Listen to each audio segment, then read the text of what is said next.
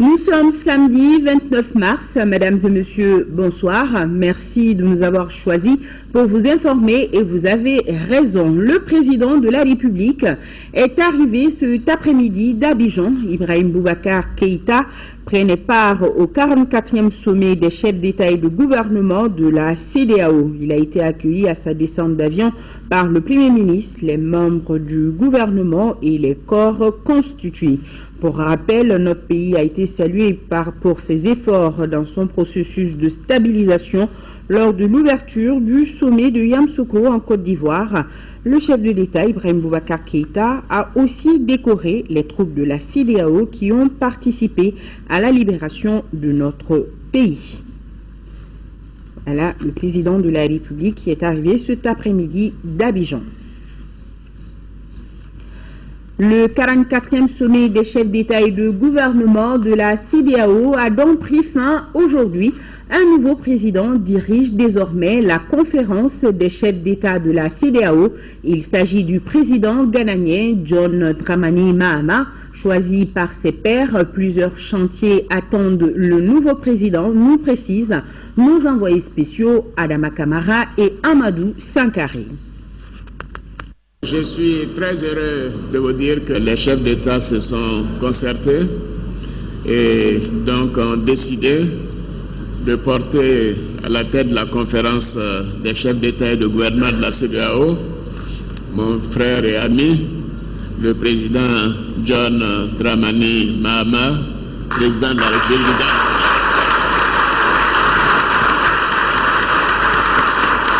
Pour ce mandat d'un an à la tête de la CEDEAO, plusieurs chantiers attendent le président John Dramani Mahama.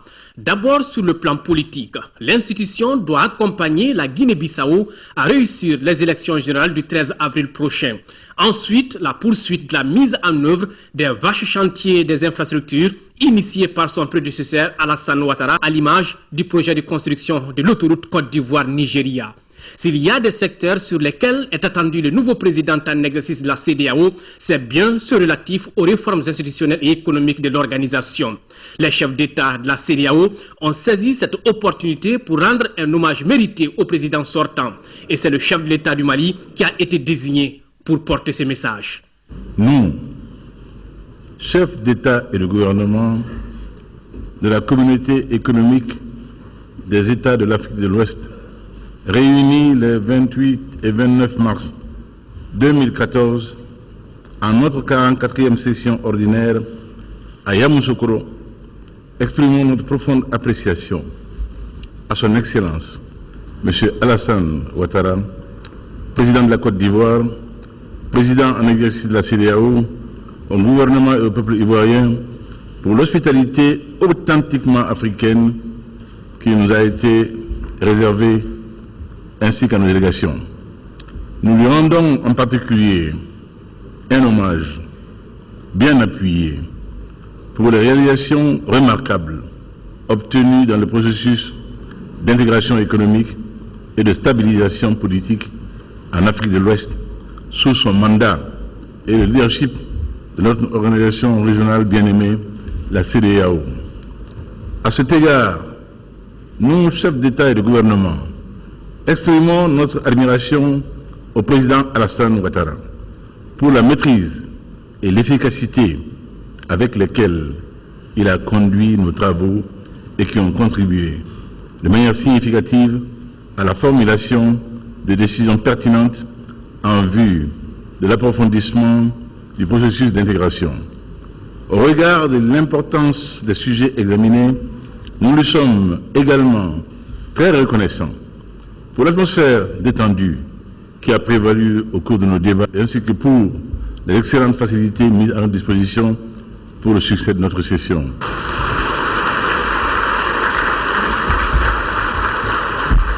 Le président Ouattara s'est dit honoré par ses pairs.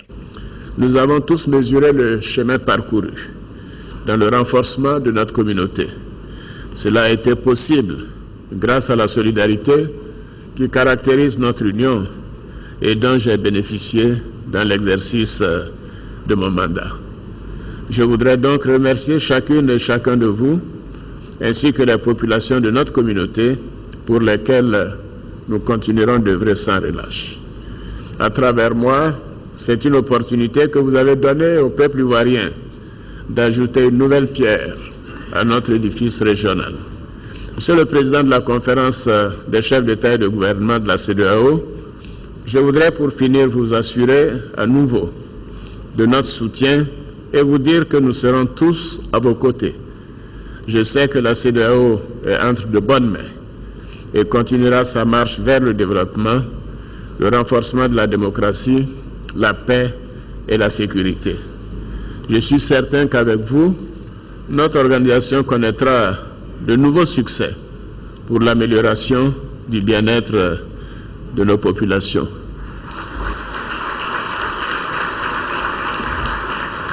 Ainsi s'achèvent les travaux de la 44e session ordinaire de la conférence des chefs d'État et de gouvernement de la CEDEAO.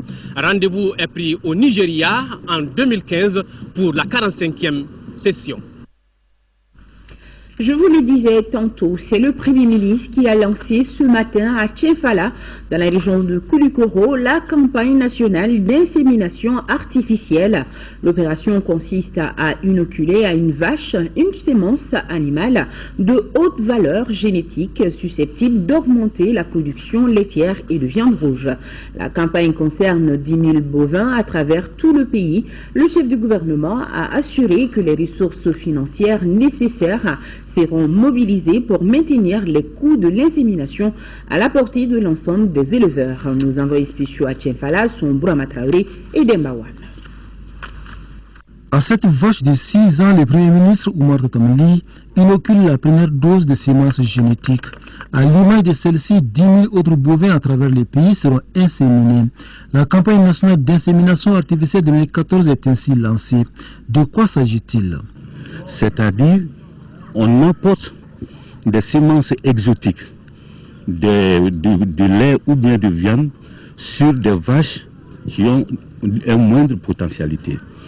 Donc le fruit de cette insémination donne un sujet plus performant que la race locale, mais moins performante que la race exotique.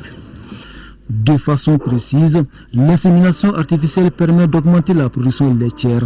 Illustration, une vache inséminée donne en moyenne 10 litres de lait par jour au lieu de 2 litres actuellement.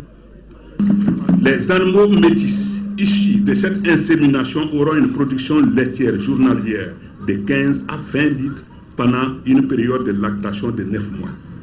Ce qui permettra à l'horizon 2018 d'augmenter considérablement notre production laitière, entraînant une réduction drastique de notre facture d'importation en lait et produits laitiers qui oscille entre 15 et 20 milliards de francs CFA chaque année.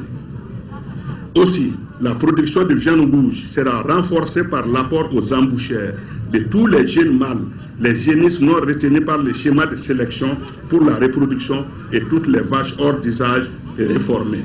C'est un vaste programme d'insémination que le gouvernement mettra en œuvre sur les 5 années à venir.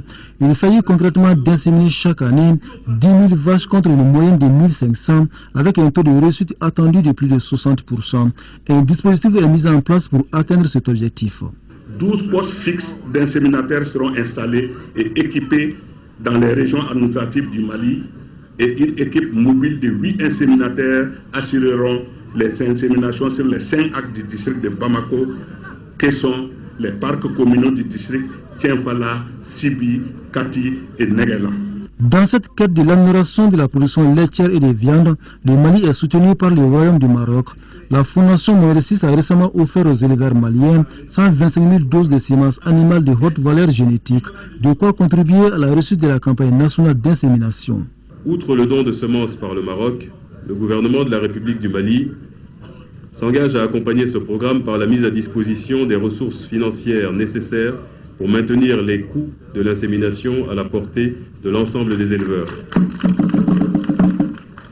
J'engage le département chargé de l'élevage à suivre et faire des évaluations périodiques de la mise en œuvre de cet important programme de nos filières de production pour le bonheur de nos concitoyens. L'augmentation de la production de lait, sa valorisation ainsi que la production d'une viande rouge de qualité procède de notre ferme volonté d'œuvrer à l'émergence de pôles de croissance économique autour de filières de production porteuses. Cette volonté du gouvernement est partagée par les éleveurs du Mali. Ceux-ci s'engagent à multiplier par 5 le niveau actuel de production laitière. Cet objet est pertinent et il est résiliable si en amont un certain nombre de problèmes sont pris en charge. Le premier problème est l'alimentation. Le prix de l'animal bétail est passé de 100 000 à 210 000 francs CFA la tonne en une semaine. Le second problème est la sécurité foncière et la sécurisation des exploitations pastorales. Et de poursuivre que prendre en compte ces préoccupations, c'est promouvoir la production laitière. En la matière, la commune rurale de Tienfala est l'une des localités pilotes du pays. Sur les 5 000 litres de lait fournis à Bamako par jour, 2 000 proviennent de cette commune, située à 35 km de la capitale.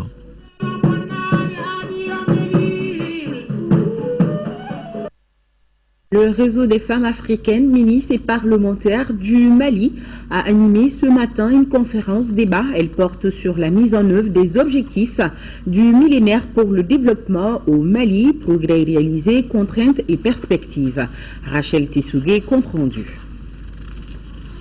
Les objectifs du millénaire pour le développement ne seront pas tous atteints pour l'année 2015 au Mali. Cela est dû à la crise politico-sécuritaire qui a secoué notre pays.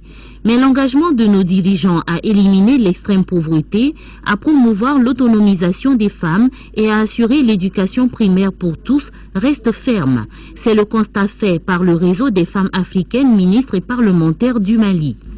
Et il faudra une volonté politique réelle et des actions concrètes et fortes pour briser ces chaînes qui handicapent le développement de notre pays. C'est ainsi qu'il faut à la base promouvoir l'éducation et la formation professionnelle des filles, développer l'alphabétisation des femmes rurales et améliorer leur accès au foncier, au système de production et aux services financiers de base. Selon le ministre de la Promotion de la Femme, de la Famille et de l'Enfant, l'atteinte des objectifs du millénaire pour le développement passe obligatoirement par la réconciliation et la sauvegarde de la paix. Tout le monde parle de réconciliation et chacune est en train de faire quelque chose pour que la communauté internationale soit consciente que le Mali doit recouvrer sa souveraineté à 100%. Son unicité à 100%. Au cours de cette conférence, il a également été question du projet Village du millénaire à Dioro, Ségou et Tombouctou. Il consiste à mettre en œuvre des stratégies de développement communal intégrées dans le domaine de la santé et de l'éducation. Il est désormais disponible. Il s'agit du rapport général sur le code d'éthique et de déontologie de l'enseignement et du chercheur en République du Mali. Le document est constitué d'une quinzaine de pages. Il a été élaboré par une commission dont les travaux ont commencé le 20 mars dernier. Garibou Pérou nous présente ce rapport. Les chapitres consacrés à l'éthique et à la déontologie de notre système scolaire s'ouvrent. Voici ce qu'on peut lire dès les premières pages du code remis au ministre de tutelle. L'enseignant et les chercheurs doivent éviter dans le service comme dans la vie privée tout ce qui serait de nature à compromettre le renom de leur profession. Le document protège aussi l'enseignant, l'apprenant et même les œuvres des infrastructures scolaires et universitaires contre toute violence. Ce projet de code que nous vous proposons aujourd'hui a été âprement discuté, page par page, chapitre par chapitre, article par article, afin que nous puissions offrir à nos apprenants, enseignants et chercheurs un outil de travail garantissant une meilleure protection des acteurs de l'école. Les codes prévoient des dispositions générales qui l'instituent, qui définissent les termes de base, qui fixent ses objectifs et son champ d'application. Le code prévoit des devoirs pour l'enseignant et le chercheur. Il précise pour ceux-ci leurs responsabilités. Les points identifiés par le code sont pertinents, reconnaît le ministre de l'Enseignement supérieur. Pour une solution durable à ces problèmes, le ministre Diko demande à chaque acteur beaucoup de sacrifices. Cette école et ce pays sont les seuls que nous avons. Et si on ne les fait pas, personne ne le fera à notre place. Donc, il y a un moment de sacrifice absolument important qui doit être le lot des enseignants et des enseignantes de ce pays-là. C'est eux qui doivent donner le sens du sacrifice. le sens du partage, le sens de la solidarité, le sens de l'engagement pour son pays. L'enseignant se distingue par des exigences morales. Ce code qui fait recours à l'éthique et à la déontologie et qui sera bientôt mis à sa disposition pourrait servir d'outil référentiel, car il fait appel au respect, à la qualification professionnelle, à l'équité et à la liberté. C'est parti pour la 3e édition du Salon du textile artisanal de Bamako. Placé sous le signe de la citoyenneté, de la paix et de la solidarité nationale, la cérémonie d'ouverture était présidée par le ministre de l'Artisanat et du Tourisme. Le salon se fixe comme objectif d'encourager la transformation et la valorisation du coton local. Youssouf Diakité nous fait le point. Le salon de textile artisanal de Bamako est un espace d'échange, de rencontres d'affaires, de valorisation et surtout de promotion de nos produits locaux, particulièrement la transformation du coton sur place. Ce combat ne pourra être gagné, interpelle les initiateurs du salon sans une volonté politique affichée. Ce qui a motivé le salon, c'est le fait que les populations locales en Afrique ne consomment pas leurs produits. Donc nous, les artisans qui travaillent dans la filière du textile artisanal, nous avons de grands problèmes d'écoulement de nos produits. Aucun pays ne peut se développer comme ça en consommant les produits d'autrui. On consomme les produits d'autrui, on leur donne du boulot. C'est ça, on leur donne du travail. Et nous autres qui sommes ici, on est là à travailler, personne ne consomme nos produits. Donc c'est pour montrer au public malien, aux populations locales, que les artisans du textile artisanal sont là, ils font du beau travail. Plusieurs communications ont meublé le lancement du salon, 3e édition d'ailleurs. Des communications fondamentalement basées sur l'apport socio-économique de nos produits s'ils sont consommés chez nous. Des salons de ce genre doivent être encouragés. Les stylistes maliens, c'est-à-dire, sont confrontés à des problèmes de matières premières. Parce que généralement, toute la production de coton est exportée. Donc, il reste une infime quantité pour l'utilisation locale. Donc, ce que je lance un appel vibrant au ministère de l'Agriculture, à la CMDT, qu'on puisse sortir un quota pour nos stylistes maliennes. Le programme de lancement de cette 3e édition du Sataba 2014 était riche en couleurs, défilé de mode, prestations d'artistes, témoignages, comme pour dire notre succès se trouve dans la mise en valeur de notre créativité. Cet objectif ne peut être atteint qu'avec tous pour une cause commune, l'atteinte de la croissance économique. Le ministre allemand de la coopération en séjour dans notre pays a visité les réalisations faites par l'Allemagne dans le domaine du développement communautaire à Tienfala. Il était l'hôte du maire de cette commune rurale et du ministre délégué chargé de la décentralisation. Brahima Kone, témoignage. L'hôte du maire de la commune de Tienfala s'est beaucoup réjoui de l'engagement des plus hautes autorités du Mali pour la réussite de la décentralisation. Le ministre allemand de la coopération, Gerd Müller, se dit également prêt à accroître ses domaines d'intervention, ce qui devra mieux profiter à Tienfala et à d'autres communes du Mali. Il a fait une promesse après que nous-mêmes nous ayons élevé beaucoup de défis. Nous avons fait des centres de santé. Et nous avons fait beaucoup d'autres infrastructures. Pour le ministre délégué chargé de la décentralisation, il faut prévaloir le développement communautaire par le biais de la coopération bilatérale. La commune rurale de Tienfala est une commune pilote. Il y a tout un ensemble également d'activités rentrant dans le renforcement des capacités donc, de la commune de Tienfala. Donc nous sommes venus réellement avec le ministre allemand pour fêter la réussite en fait de cette coopération dans le domaine de la décentralisation. Le ministre allemand de la coopération est visiblement satisfait des réalisations des autorités municipales de Tienfala. Gerd Müller les invite à poursuivre les efforts sur la voie du développement. L'Allemagne et le Mali sont des amis et c'est la raison pour laquelle nous appuyons votre maire, votre commune et ça va continuer comme ça. Le ministre allemand de la coopération visite l'adduction d'eau, l'école et les locaux de la mairie de Tienfala.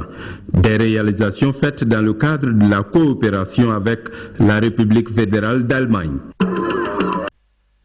Direction la 4e région où se poursuit la 8e édition de la Bourse nationale aux céréales. Près de 60 000 tonnes, toutes céréales confondues. C'est le stock disponible pour cette édition. La cérémonie de lancement a été présidée par le ministre du Développement rural, Bokari Treta. Le reportage de Condicila. Durant 2 jours, les négociations au cours de cette 8e édition de la Bourse nationale aux céréales vont porter sur 58 956 tonnes, toutes céréales et produits céréaliers confondus. Les échantillons présentés à travers une quinzaine de stands vont des produits de semences aux produits de transformation, en passant par les céréales et les produits maraîchers. Cette initiative de l'Amassa Afrique Verte de l'APECAM, l'Assemblée permanente des chambres d'agriculture du Mali ainsi que de leurs partenaires, vise à mettre en relation les zones de production comme la région de Ségou, excédentaire en produits agricoles, et celles des régions déficitaires. La production de riz à elle seule représente plus de 65% de la production nationale, ce qui fait classer la région au premier rang en production céréalière. Pour cette 8e édition, l'une des attentes majeures est de pouvoir formaliser des contrats à l'issue des négociations qui vont permettre l'accessibilité des produits maraîchers sur les marchés à des prix abordables. En 2012, il y avait 39 contrats qui avaient une valeur de 1,2 milliard. Et on souhaiterait cette année qu'on fait un marché de 2 milliards. Ma conviction, c'est que vraiment donc la bourse, au-delà de la mise en contact vraiment acheteur-vendeur, doit donc mener des réflexions tous azimuts, comment gérer au mieux donc les surplus de production et comment renforcer les capacités de résistance de nos petites exploitations, des exploitations familiales aux divers chocs, qui nous éviteraient que pendant une période de l'année, nous sommes vraiment donc les grands producteurs, nous avons une grosse production sur les bras et nous avons des difficultés d'écoulement, et pendant une autre période de l'année, nous n'avons pas de suffisamment de ressources et nous sommes obligés d'aller sur le marché, payer vraiment donc les produits de notre consommation à des prix exorbitants. La représentante résidente du PAM, Sili Aydok, et celle de la FAO, Fatmata Seyd, ont réitéré leur engagement à soutenir l'initiative pour sa pérennisation. Toujours à Ségou, visite du ministre de la Jeunesse et des Sports. Par cette visite, Mamadou Gaussou Diarra voulait s'enquérir de l'état des infrastructures socio-éducatives et les conditions de travail des agents de la direction régionale. Honoré Tchenou. Voir de près l'état des infrastructures, les conditions de travail du personnel de la jeunesse et des sports pour une bonne mise en œuvre de la politique gouvernementale, voilà en substance la mission qui a amené le ministre de la jeunesse et des sports, Mamadou Gaussou Diarra, à Ségou.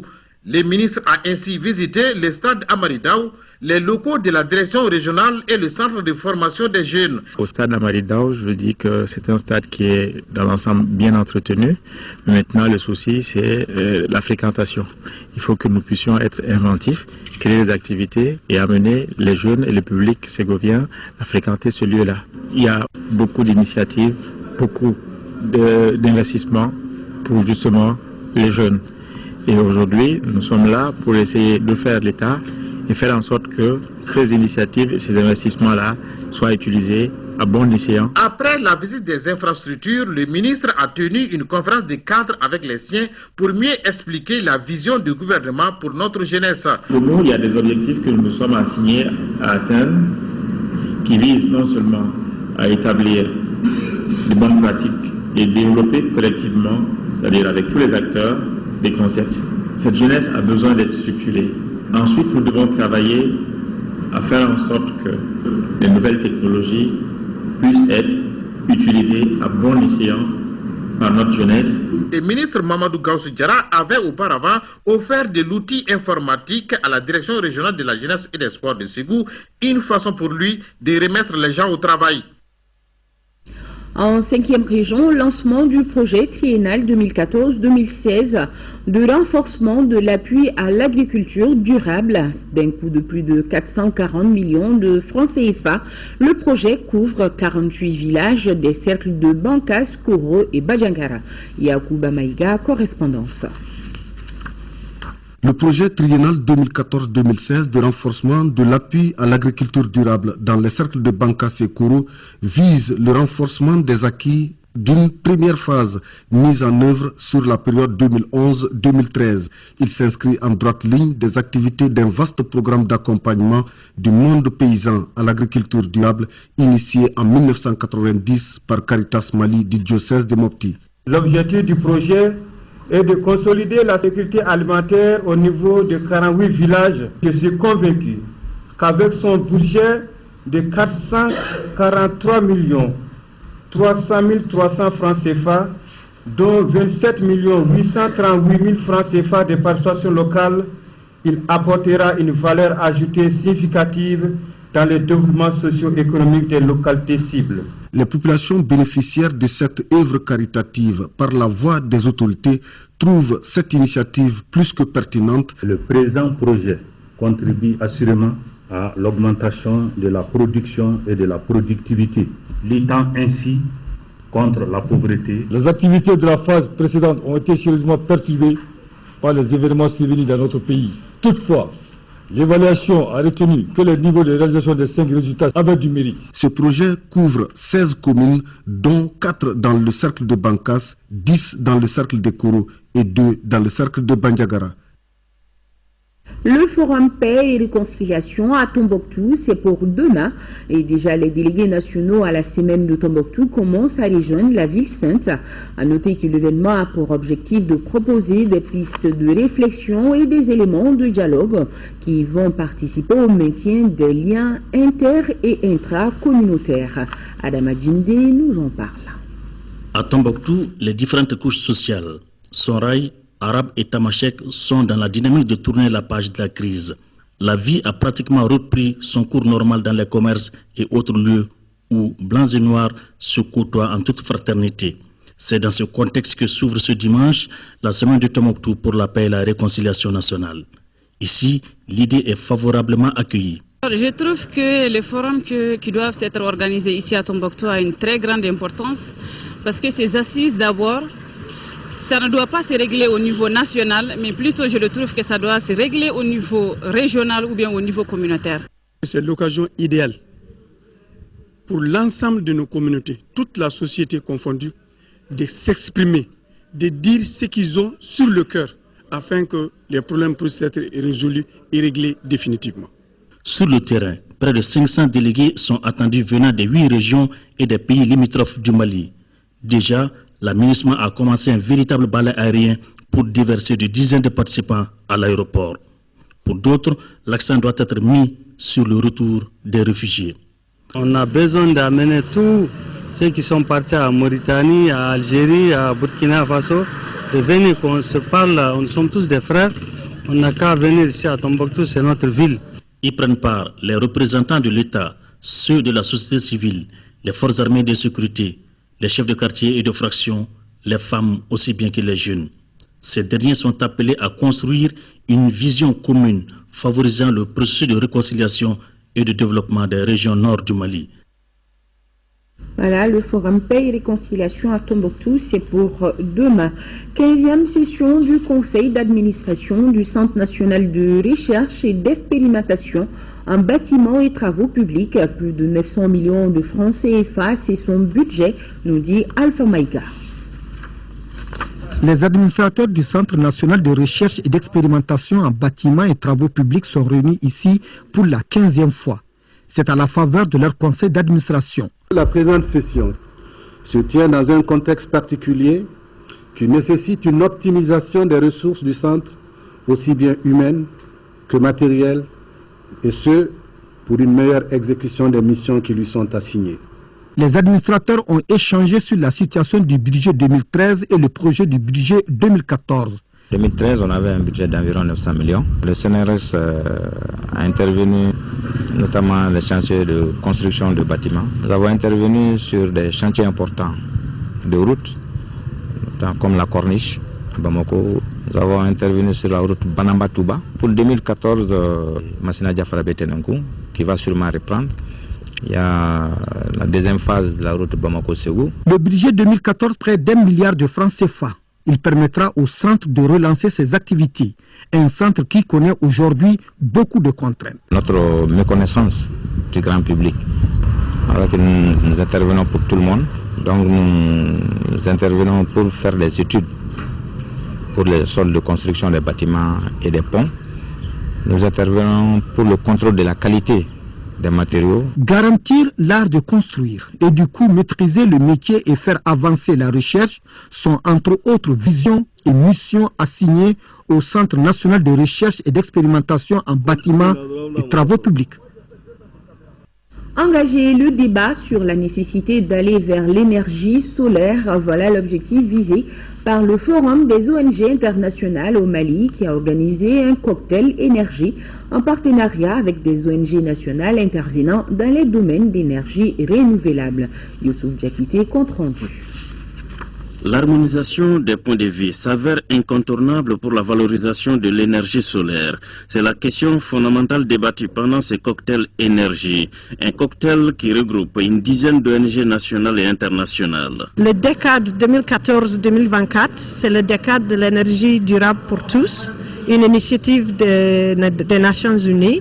Et nous avons organisé la réunion, c'est pour essayer d'informer et de sensibiliser les ONG qui travaillent dans beaucoup de différents domaines, que l'énergie, l'accès aux services énergétiques, c'est transversal et concerne tous les secteurs de développement. Plusieurs communications ont été faites pendant les cocktails, des communications qui démontrent l'importance et l'impact positif sur particulièrement le monde rural.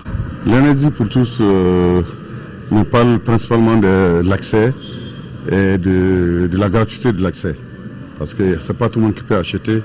Et pour le moment, la seule énergie pour tous qu'on peut voir autour de nous, c'est le soleil. Et le cas du Mali, on a près de 3000 heures d'ensoleillement par an. Je crois qu'on a tous intérêt à développer des activités en cas du 21e siècle pour l'accès de l'énergie vers le soleil. La stratégie énergétique du Mali est un secteur crucial pour que puisse se réconcilier développement économique et enjeux environnementaux, tout en prenant en compte les impacts lourds sur la santé que peuvent avoir l'utilisation d'équipements inadaptés, notamment en matière d'énergie domestique. Pour gagner ce combat, ont-ils expliqué qu'il faut la conjugaison des efforts et une volonté politique affichée. L'ONG World Vision a remis ce matin 280 kits scolaires au ministère de l'Éducation. Sokona Kamisoko était présente. L'ONG World Vision s'engage à améliorer la qualité de l'enseignement fondamental pour tous les enfants âgés de 11 ans d'ici 2015. Elle vient de remettre un équipement au ministère de l'Éducation, estimé à plus de 32 millions de francs CFA, composé entre autres des guides de l'enseignant niveau 1, des textes de lecture, des cartes alphabet, des radios avec MP3, des plaques solaires. Notre vision pour l'éducation au Mali, c'est que les enfants, à la fin du cycle primaire, c'est-à-dire le premier cycle fondamental, puissent être capables de lire et de comprendre ce qu'ils lisent. Le bien-être de l'enfant est au cœur des interventions de World Vision Mali. Dans sa zone de couverture, un progrès a été fait par rapport à l'accès à l'enseignement fondamental, soit un taux brut de scolarisation de 81,50% en 2012-2013, grâce à la construction de 361 salles de classe au cours des 5 dernières années. Pour l'utilisation judicieuse de cet équipement, 97 conseillers des 14 centres d'animation pédagogique des académies d'enseignement ont été formés sur l'approche équilibrée et l'enseignant interactif par la radio. Le geste de l'ONG World Vision s'inscrit dans le cadre de l'exécution de son programme Éduquer pour la vie. Fin des travaux du 5e congrès de la Fédération de l'éducation nationale. Un nouveau bureau de 33 membres a été mis en place, dirigé par Thierno Mokhtarli du SILDEF. Daouda Sidiki Diarra nous présente ce nouveau bureau. Après 2 jours de travaux, la commission d'investiture du 5e congrès de la Fédération de l'éducation nationale a mis en place un nouveau bureau de 33 membres. Ce bureau est dirigé par Thierno Mokhtarli du SILDEF. Le bureau, par ma voix, sollicite l'accompagnement et la mobilisation de toutes les militantes, de tous les militants dans le cadre du collectif des syndicats de l'éducation. Je souhaite que le partenariat et la confiance mutuelle qui ont toujours caractérisé nos relations se maintiennent et se consolident. Cela ne saurait se réaliser tant que les 2 parties ne respectent pas leur engagement. Je profite de cette occasion qui m'est offerte pour témoigner avec vous de tout l'effort consenti par le gouvernement dans la recherche du mieux-être des enseignants. Les acquis du bureau sortant, auquel le secrétaire général sortant avait fait allusion hier, en sont un témoignage éloquent. Le Congrès recommande à tous les militants de la FEN un comportement exemplaire tant dans l'accomplissement de leurs tâches que dans leurs relations avec les élèves ainsi que le reste de la société. Il recommande également la poursuite des efforts pour la réalisation de l'unité d'action syndicale et la création du collectif des syndicats d'enseignants, entre autres. Rendre l'utile à l'agréable, le dicton cadre bien avec les objectifs visés par Oxfam et la coalition des organisations de la société civile pour l'éducation pour tous. Les deux organisations conjuguent leurs efforts pour la promotion des droits civiques des enfants et des jeunes. Pour cela, elles ont organisé un concert pour faire passer le message suivant: My right, my voice, mon droit, ma voix en français. Mohamed Ould Mamouni a assisté aux 10 concerts. C'est dans le but de contribuer à la sensibilisation des populations et au plaidoyer des décideurs sur les droits des enfants et des jeunes qu'Oxfam et la coalition des organisations de la société civile pour l'éducation pour tous ont initié le projet intitulé My Right, My Voice, autrement dit Mes droits, ma voix. Ce concert est l'un des volets du projet. Sensibiliser à travers la musique, ses choix s'expliquent. Nous profitons de ce concert, bien sûr, pour lancer des messages liés à l'éducation sur la santé de la reproduction, mais de façon générale sur les droits des jeunes. Ce projet vient en appui à la politique éducative du gouvernement qui s'articule autour du droit pour chaque citoyen à l'instruction et à une éducation de base de qualité. Je remercie COSEP Mali pour avoir eu cette initiative, parce que comme vous avez pu le constater, non seulement les belles sonorités nous rentrent dans les oreilles, mais le message également nous est rentré dans la tête et dans l'esprit que tout le monde doit œuvrer ensemble pour faire de l'éducation pour tous, la santé pour tous au Mali, une réalité. Comme on le dit, joindre l'utile à l'agréable, ces shows ont enregistré la participation des artistes de renom comme Van Batsi, Husseini Fakoli Doumbia, Kaladji la Bande ou encore Makuate numéro 1. Culture, la 3e édition du Festival international de Sélingué, dénommé Urban Music and Mode, a démarré. Elle a été marquée par une conférence débat sur la responsabilité de la jeunesse face à l'insécurité routière. Le festival, c'est aussi la découverte de sites. Les festivaliers ont en effet pu apprécier la cité artisanale et agricole de Kangari. Suivant le reportage de nos envoyés spéciaux à Sélingué, Moussa Tidjane Kanté, Aloubé Kone et Modibou Souari. Le Festival international de Sélingué démarre sa 2e journée par une conférence débat sur le thème « Responsabilité de la jeunesse face à l'insécurité routière ». Animée par la directrice de la Nazaire, cette conférence vise à sensibiliser les jeunes festivaliers sur les dangers de la route et les préjudices du non-respect du code de la route. Il faut être prudent dans la circulation. Parce que je peux, moi, respecter le code de la route. Mais si mon vis-à-vis ne respecte pas le code de la route, mon vis-à-vis est pressé. C'est qu'il y aura un conflit entre nous. Durant 3 jours, le festival sera un cadre de communion avec des conférences débats, expositions de vente d'objets d'art, de la musique. Bref, la commune urbaine de Baya va accueillir des festivaliers venant de partout. On a pris beaucoup de dispositions. Dans le cadre de la restauration aussi, les femmes ont été formées pour ça, pour que la nourriture ne manque pas. Il y a des hôtels, donc maintenant, et puis encore, pour le point sécuritaire, donc maintenant il y a une commission sécurité. L'accompagnement des autorités ne fera pas défaut, surtout quand on sait que cette 3e édition est placée sous le signe de la paix et de la réconciliation nationale. Toutes les dispositions sont prises pour que la fête soit belle. Sélingué, une ville située à 130 km de Bamako, sera sous les projecteurs au bénéfice de la mode et de la musique. Voilà le festival qui continue jusqu'à demain, à dimanche, à Sélingué. Sélingué qui est à environ 150 km de Bamako. Sport, football, 2 rencontres au stade Modibo Keïta hier. C'était au compte de la 12e journée du championnat national de Ligue 1. Match nul entre le stade malien de Bamako qui occupe la première place du classement et l'ASB 0-0. Victoire du CSK 2-0 face à Elwidj Dagelog de Kidala. Al-Jumatina nous en dit plus. Le centre Salif Keita, tout de bleu vêtu, confirme sa forme du moment en Ligue 1. Quelques jours après avoir tenu en échec le leader du championnat, le Stade Malien de Bamako, cette fois-ci le CSKA s'est offert la victoire lors de cette rencontre de 12e journée contre AS El Ouidj. Les Boys et leur jeu fluide font preuve d'efficacité dans cette partie. Car à la 20e et 25e minute, ils marquent 2 buts par Adama Djouma, un joueur prêté par l'ambassadeur de Kuchala. La rencontre est ainsi pliée à partir de cet instant, puisque le score n'évoluera plus. Auteur des 2 buts centristes, l'attaquant Kuchala se félicite de sa prestation. Le CSKA semble retrouver un nouvel état d'esprit, à l'opposé de l'équipe kidaloise qui continue de découvrir la dure réalité de la première division. Restons avec la 12e journée où le leader, le Stade Malien, a de nouveau perdu des points. Tenu en échec lors de la journée précédente, c'est au tour de l'ASB de tenir tête aux Blancs de Bamako, qui seront même outrageusement dominés pendant les premières 45 minutes. En deuxième période, le Stade a beau chercher à marquer, mais en vain, car les Verts de Grand Tibrou avaient cadenassé leur milieu et leur défense. 0 but partout, score final.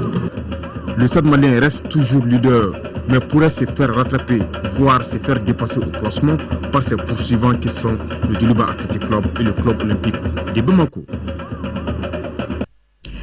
Voilà, c'est la fin de ce journal. À toutes et à tous, merci de l'avoir suivi.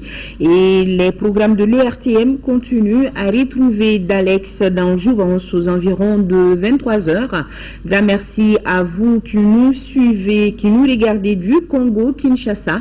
Je vous souhaite une bonne soirée de samedi et à